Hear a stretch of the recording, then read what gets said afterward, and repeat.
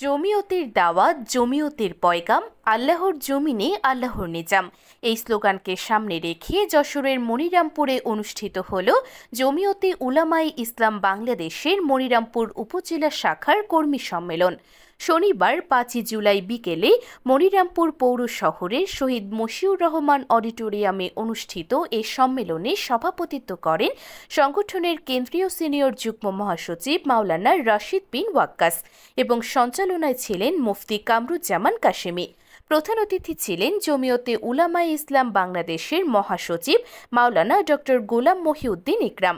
বিশেষ অতিথি ছিলেন জমিয়তে উলামায়ে ইসলাম বাংলাদেশের সহসভাপতি মুফতি আরিফ বিল্লাহ, মুফতি রেজাউল করিম, যুগ্ম মহাসচিব মাওলানা ওয়ালি উল্লাহ আরমান, সাংগঠনিক সম্পাদক মাওলানা জাকির হোসাইন খান, যুব নেতা মাওলানা হাসান আল মামুন।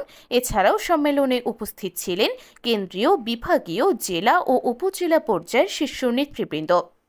সম্মেলনে বক্তারা বলেন, জমিয়তে উলামায়ে ইসলাম বাংলাদেশ একটি ঐতিহ্যবাহী, প্রগতিশীল ও গণমুখী ইসলামী সংগঠন যা দেশের স্বাধীনতা, সার্বভৌমত্ব ও ইসলামী মূল্যবোধ রক্ষায় ঐতিহাসিক ভূমিকা রেখে চলেছে। তারা বর্তমান সময়কে ইসলাম ও মুসলিম উম্মার জন্য চ্যালেঞ্জিং বলে উল্লেখ করেন।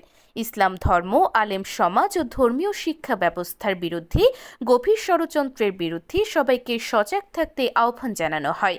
বক্তারা আরও বলেন, আজকের এই কর্মী সম্মেলন হবে সংগঠনের লক্ষ্য, উদ্দেশ্য ও ইসলামী মূল্যবোধ বাস্তবায়নের একটি নতুন সূচনা।